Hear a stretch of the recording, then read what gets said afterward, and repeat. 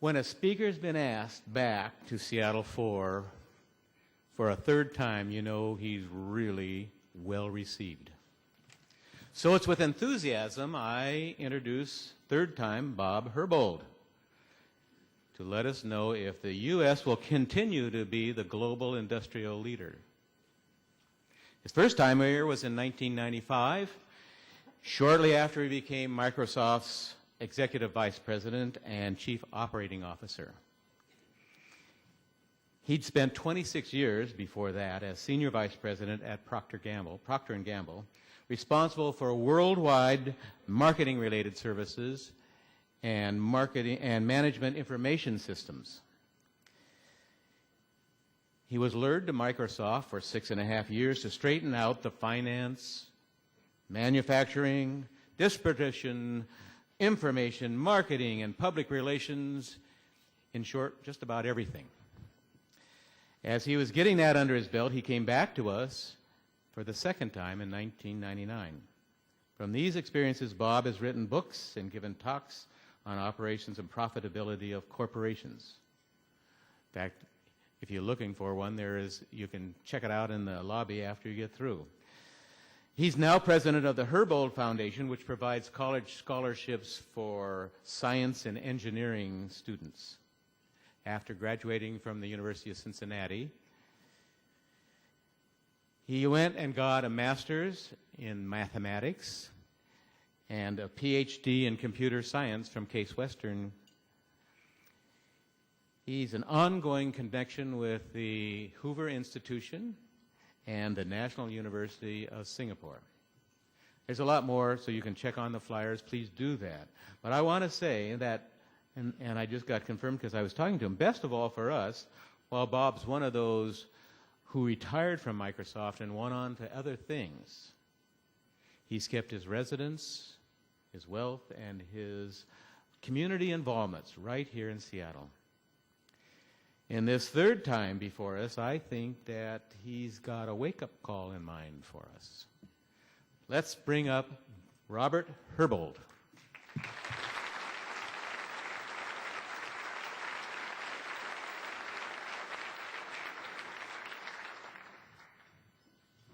Well, mindful that you leave at a certain time, even whether I'm finished or not, I will immediately progress into the remarks.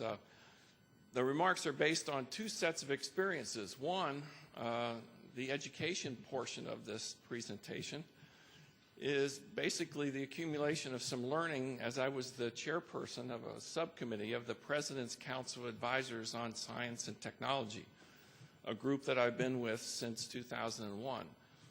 The second set of experiences that I'm tapping here is I spend half my time in Asia these days, every other month, a totally weird schedule.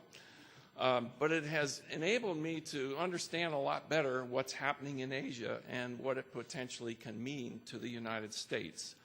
I've got some slides I will go through. Some of them have some numbers on them, so hopefully you'll be able to see them. We checked them out earlier. You should be able to. The thing that I want to comment on first is we're operating from a position of strength in America. We are the clear leader relative to global innovation.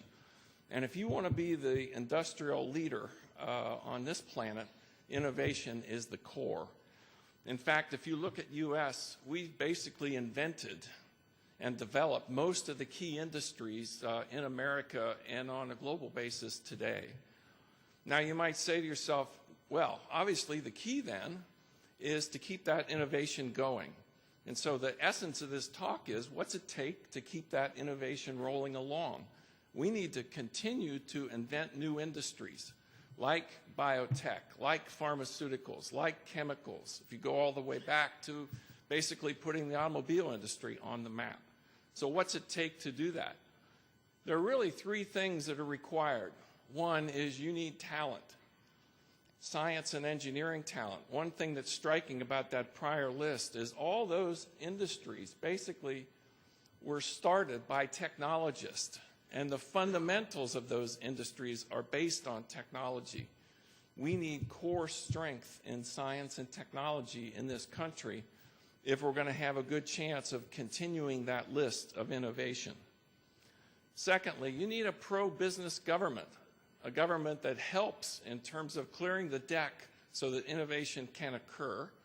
And thirdly, you need an action-oriented government that knows when it's time to make some changes to unleash the creativity of this country and allow industries to prosper.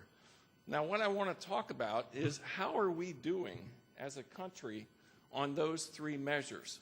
First, related to talent, and that is probably the most important element on that list. If you look at this subject broadly, as I have had to do over the last 4 or 5 years as part of this Council of the President, one thing is very clear, and that is Asia is deadly serious about education and science and engineering talent, and we are not. That is a fact. Asia has extremely tough national curriculums.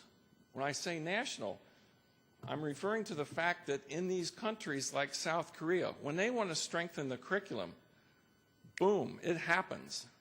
A small group of people make those decisions, and everybody follows that national curriculum. The second thing is that it's clear in these countries that education is an absolute top priority. It's tops with the parents, it's tops with the government. The way they train teachers, the value systems around teaching clearly indicate that priority. The second point I'll make is the high quality and quantity of science and engineering students that are being generated in Asia these days. We're producing about 70,000 BS in engineering in this country. In China, that figure's now well over 300,000 per year. And in India, well over 400,000 per year. That is a huge disadvantage for us in terms of raw talent to put against this task of constantly being the innovation leader. Now, in America, if you had to characterize what's going on after you really study this problem, we have a huge issue in front of us, and it's not new to any of us. But the discouraging thing that we have to get excited about and angry about is how in the world are we going to move into action on this problem? We have generally weak teachers, weak curriculum, and consequently weak results. Let's take a look at that. One of the studies that generated a lot of notoriety over the last several years is called the National Commission on Math and Science Teaching for the 21st Century. What it says is if you're a high school student defined as 10th, 11th, and 12th grade, and you're taking a science course, you have a 56% chance of being taught by a teacher who didn't even minor in science, a so-called out-of-field teacher. In mathematics, that percentage is 27%. So if you're a high school student and you have one of these kind of teachers, what's the chances that this teacher is going to be able to fire you up to get excited about a career in science or engineering? Frankly, the probability is very low. How many of us in this audience, when we think back as to why we are what we are today, don't conjure up the notion of a particular teacher that excited us in a certain dimension? Teaching is vitally important, and we're paying lip service to it when we do things like this. Now, let's take a look at middle school, because actually the percentages are even worse. Once again, if you're a science student in middle school, K through 12 public in America, you have a 93% chance of being taught by a teacher who is out of field, didn't even minor in science. Once again, that fundamental question, what's the chance that they're going to excite you about science? They're probably trying to figure out what they're going to teach tomorrow, because all the curriculums are fragmented, and there is no national curriculum. In mathematics, that percentage is 70%, which is an appalling number. So these are not new pieces of information. You've seen forms of this kind of thing before, but it's a huge issue. Now, let's take a look at how our students actually do. Every 2 years, there's a sample taken by the government, and it's actually called the National Report Card. The formal name is National Assessment of Education Progress, and it deals with the issue of proficiency, and it asks the question relative to 4th grade, 8th grade, and 12th grade: how many students are rated as truly advanced, how many are what are called proficient, and how many are below proficient? Those numbers are, once again, atrocious. To have 60 to 70% of our students at both the 4th, 8th, and 12th grade, and particularly those 12th grade results, are very discouraging. You know, to have those kinds of numbers is shocking. Now, I'll tell you something that's even more shocking. The 2 columns related to the 4th and 8th grade were just released because those are 2006 numbers. The column over on the 12th grade, the most current results haven't been released yet. Those are actually from 2004. But when the 2006 results were released, if you add the 25 and the 7 and you get 32% on 8th graders, the politicians actually made a statement that we're making big progress, because last year that was 30% and this year, or 2 years later, it's 32. That is not the appropriate perspective about that number. The appropriate perspective is we have a disaster here, and why doesn't someone deal with this the way it should be dealt with? And consequently, we should all be totally revved up about this problem, because it is a major one.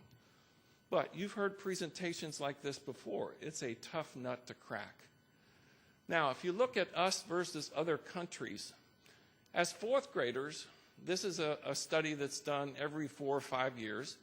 It involves several countries, a fairly large number, and you get percentiles as to how you're doing versus other countries. Our 4th graders, for example, in science, we're at the 87th percentile. That means there are only 13% of the countries that are better than we are. Hats off to the 3rd or the 4th graders. By the 8th grade, that number drops down significantly, and by the 12th grade, it's in the 20% range. So at 23%, that means 77% of the countries are generating better results related to science than we are, which is totally embarrassing. Now you look at our very best student, referred to as advanced, that number is now single digits. We're getting beat on the education front, and beat badly. And this is a huge issue. Now, looking at it further in terms of engineering and science, which, going back to that issue of innovation, if we're going to power this country forward with bright ideas and new industries, we need science and engineering talent. If you look at Asia, these are the percentage of all the bachelor's degrees that are focused on science and engineering. So if you take a country like South Korea, you see the percentage of students that are getting a degree in engineering or science. If you move over to Europe, those numbers are all in the 20% range. And you go to the US, and that number is 17%, and it's dropping literally every year. So we have an issue in terms of the production of talent in this area. That's what leads to these huge discrepancies between 70,000 engineers graduating in the US and 300,000 plus in China, and far more than that in India. So it's a big deal. In terms of a pro-business government, if I had to characterize it, I'd say that their goal in Asia is clearly globalization. They're trying hard to join the global economy. The US is totally internally focused at this point in time. Executive education is huge in Asia. Why? Talent is brutally scarce, and they're constantly trying to hothouse students to make them grow faster and develop faster. What's interesting, and I teach in a university in Singapore relative to executive education, you'd be shocked at the number of government people from the Asian governments around the region that are sent to learn about what does it really mean to be a global business and what are the key tools for business people. And these are government individuals just basically trying to get trained. The globalization of China banks is a great example in this area in terms of their focus. If you go back 5 years ago, the banks in China were all national banks, nationalized, owned and operated by the government. They readily admitted that they had the worst loan portfolio ever known to man. The important thing is they said that publicly, and they also said publicly, the only way we're going to solve this problem is getting help from the global banks and getting some real expertise in here of people who know how to operate a bank, because clearly we don't. The forthrightness is shocking. The humility is shocking. And the intent of improving is absolutely impressive. So what have they done? Well, you've seen Goldman Sachs invest $3 billion, Bank of China. You've seen the Royal Scotland Bank invest $3 billion, Bank of America, $3 billion in the Industrial and Commercial Bank of China. So China is really operating in a different mentality in terms of speed and focus around this issue. The U.S., we're continuing to find ways to punish business, to be quite honest. And the latest one is Sarbanes-Oxley, a brutal piece of legislation. Some of you are undoubtedly on publicly traded boards of directors. I am. You know the time you spend on these things. But where it's really having a negative impact is in regard to initial public offerings. In other words, new companies that are now going public and taking their goods out to the real world and getting shareholders to help them finance the company. Europe IPOs in 2006, there were 350 of them, raising $86 billion. For the first time, the U.S. is actually second on this chart. And that is quite a change. 235 IPOs raising $48 billion. Most importantly, the 10 largest IPOs in 2006, none of them were listed on either the New York Stock Exchange or the NASDAQ. They were either listed on the London Stock Exchange or the Hong Kong Stock Exchange. So the world is changing fast. It's primarily being driven by the heavy-duty laws in America that are really causing lots of frustration for business people. And secondly, all the litigation. It's just not worth it to put yourself in that risky of a position when you can go to London and get this done so much better. And that's the reality. Now, moving forward, we also need an action-oriented government. A government knows how to spot a problem and say, we've got to do something fast in order to change the environment. If you had to characterize Asia, it's learn, fix, learn, fix, learn, fix. It's trial and error. But the important thing is their tenacity of coming back, making an improvement, realizing they took one step backward, trying to fix that, and just constantly moving is absolutely impressive. We tend to have endless studies of subjects and task forces and committees.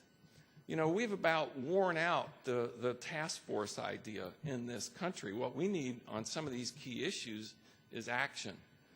Now, if you look at China, I think one of the most interesting aspects of them doing the learn, fix model is related to education. One of the things the Chinese are very concerned about is that innovation slide. And they need more creativity out of their students.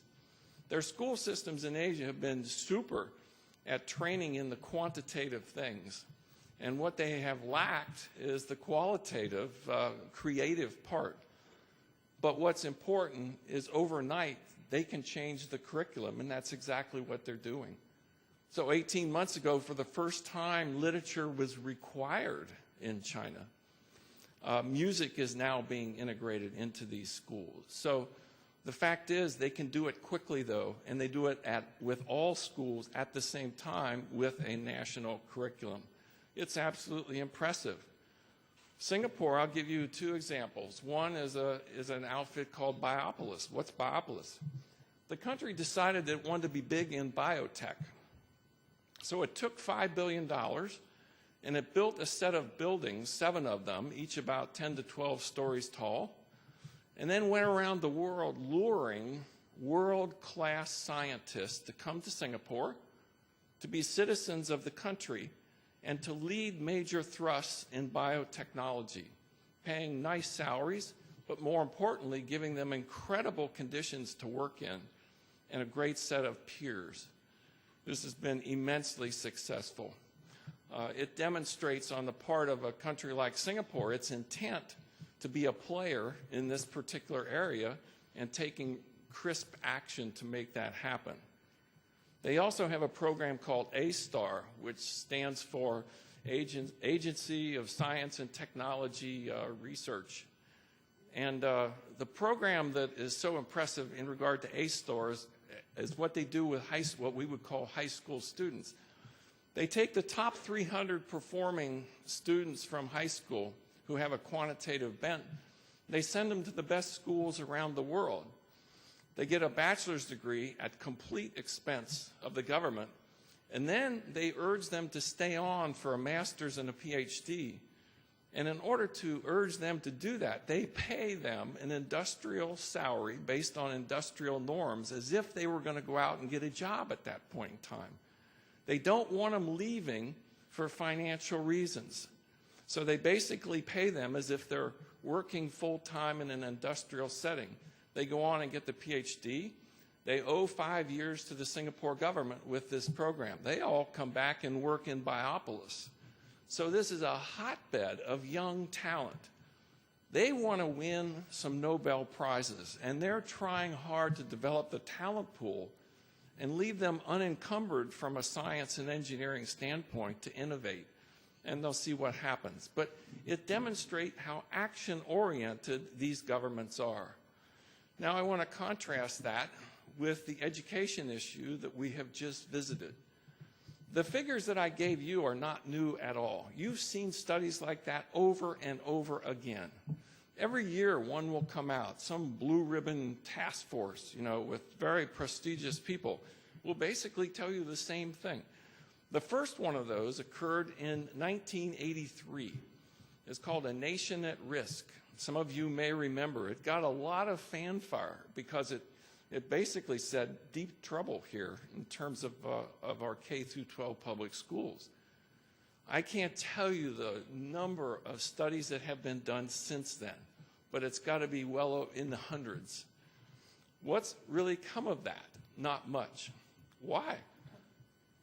The Education Union has a powerful grip on the K-12 teaching profession. There are no performance appraisals. How would you like to work in a company where there's no performance appraisal? There's no valuations which lead to bonuses for high-performing students or high-performing teachers. That's a sin and a shame. That's not the way you run an effective organization. You reward excellence. You don't reward for just being there. So we have some fundamental issues. And the world of the U.S. has been trying to crack this code, but I'm here to get you excited about this issue because we have to come to grips with this problem that we've now been wrestling with for over 20 years. So it's a big deal. And in conclusion, I leave you with the following thoughts. Whether we know it or not, we are in competition with the rest of these countries for global leadership, and it's important. The second point I'll make is that our global companies get it. I mean, one of the things that is surprising these days, if you look at the IBMs, you look at the Microsofts, you look at the Boeings, you say, is that an American company? Not really. Those are global companies. They happen to have their headquarters here, but let me tell you, they have to understand and cooperate as closely with other governments as they do the U.S., because they do have shareholders that are important to them. So globalization has created a mind shift among the major companies that are headquartered in America. But this notion that they're American companies is quickly slipping away. Yes, they have allegiance to this place. There's no doubt about it. But the fact is we have to take that into account. The last point I want to make in terms of this issue is our government and its related governmental bureaucracy really don't get the subject that we're talking about today. They're simply not focused on the fact that we are in competition. You see Russia and China piling up cash like crazy, going around the world tying up major oil fields and gas fields with 99-year leases. And you say, wow, what does this mean to us? Do we have an energy policy that it really puts us in that kind of an environment and competition? Not really. The world is acting differently, and we need to wake up and understand what it is they're doing, why they're doing it, and what it should mean to us. Most importantly, our K-12 public education system is simply not competitive, and you saw the product of it. So what do we do about all this? You have to continue to probe, beat on, interrogate politicians, other community leaders, and the like, that these issues are gigantic. One of the points I'll also make that is in this report that went to the president and the administration is the fact that typically money is not the issue. In fact, in K-12 public in America, 48% of the dollars are used for administration. How would you like to run your company with 48% of your dollars going against administration? So there's plenty of funds there. It's how you allocate them and how you use them. So these are big issues, important issues, and I thank you for the opportunity to put them in front of you today, and we've just about made it on time. So thank you very much.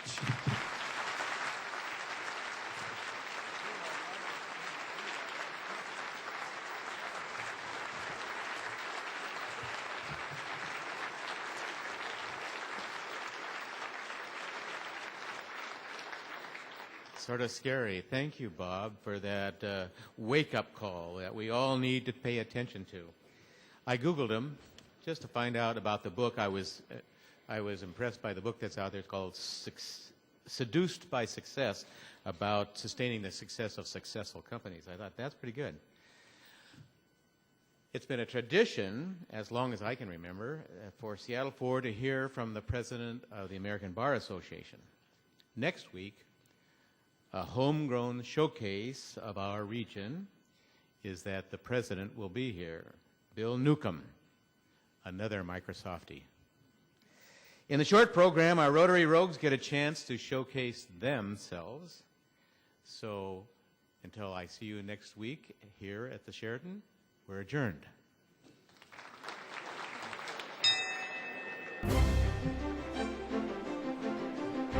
Seattle Rotary Online is made possible in part by a grant from First Choice Health, working with the Washington Health Information Collaborative to use technology to bring better health care to patients throughout the Pacific Northwest.